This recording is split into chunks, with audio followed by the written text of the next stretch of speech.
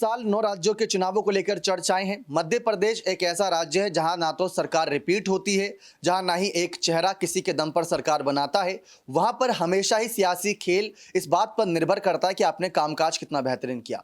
क्योंकि जब शिवराज की 15 सालों की सरकार को चैलेंज देकर कांग्रेस पार्टी सिंधिया कमलनाथ की दम पर वापसी कर सकती है, तो शिवराज की सरकार दोबारा क्यों नहीं गिरा सकती। जबकि कमलनाथ ने यह कह रखा है कि सिंधिया कोई बड़ी तोप नहीं थे, हम उनके बिना भी चुनाव जीत सकते हैं।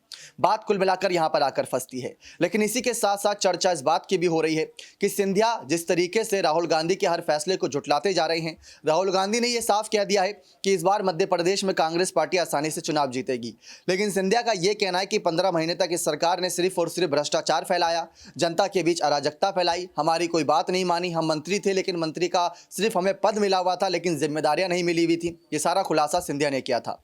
अब जिस तरीके से अभी हाल ही में जब ग्वालियर दौरा हुआ, यहाँ पर कहीं ना कहीं दिग्विजय सिंह और कमलनाथ का तो स्वागत तो करा सिंधिया ने, लेकिन कहा कुछ नमूने आए हैं, कांग्रेस पार्टी कुछ नमूने आए हैं। तो राहुल के नेताओं को अगर ऐसा कहा जा रहा है, और वो भी उस नेता के द्वारा जो कभी कांग्रेस पार्टी का ही था, तो शायद कुछ शब्दों पर ध्यान देने की आवश्यकता सिंधिया को पड़ेगी। कमलनाथ भी बहुत कुछ कह देते हैं, लेकिन सिंधिया जिस तरीके से कम उम्र का लिहाज करते हुए दिग्विजय सिंह पर और कमलनाथ पर थोड़ी तीखी टिप्पणी ना करे तो ज़्यादा बेहतर रहेगा, ऐसे कई सारे कांग्रेस नेताओं ने सलाह दी थी उन्हें। लेकिन राहुल गांधी की जब बात आती है तो राहुल गांधी मध्य प्रदेश की सियासी सत्ता को हो सकता है अपने हाथ में लेकर इस बार सिंधिया जैसे बड़े नेताओं को बड़ा चैलेंज दें। क्योंकि जब जम्मू कश्मीर गए थे तो गुलाम नबी आज़ाद को चैलेंज दिया था कि उनके 90% नेता तो हमारे पास वापस आ चुके हैं।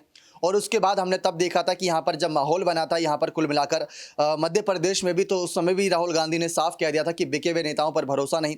तो इस तरीके से सिंधिया को राहुल गांधी घेर तो रहे हैं, लेकिन ज्योतिरादित्य सिंधिया फंस नहीं रहे, क्योंकि उनको पीएम मोदी और अमित शाह जैसे बड़े नेताओं का साथ जो मिला है इस बार। अब देखते हैं ये साथ कब तक बना रहता है और सिंधिया किस तरीके से राहुल गांधी के खिलाफ हमले बोलते रहेंगे। क्योंकि राहुल गांधी को भरोसा इस बार मध्य प्रदेश में चुनाव जीतेगी सरकार, कांग्रेस पार्टी की सरकार बनेगी। लेकिन सिंधिया दूसरी तरफ से एक ऐसा हथियार साबित होंगे बीजेपी के लिए, जिसका इस्तेमाल अगर सही जगह किया गया तो वो सही सटीक बैठेगा और चुनावी परिणाम बदल दिया जाएगा। यानी पिछली बार जो 109 सीटों पर बीजेपी अटक गई थी और जो 116 का बहुमत चाहिए था, इस बार वो 6-7 सीटों का जो कम आंकड़ा बैठ रहा है, उस आंकड़े को 160 तक भी ले जा सकते हैं 230 में से। क्योंकि गुजरात में इस बार हुआ ये पॉसिबल, 156 सीटें निकालने में कामयाब रही बीजेपी। ऐतिहासिक रिकॉर्ड रहा हार्दिक पटेल के शामिल होने के बाद।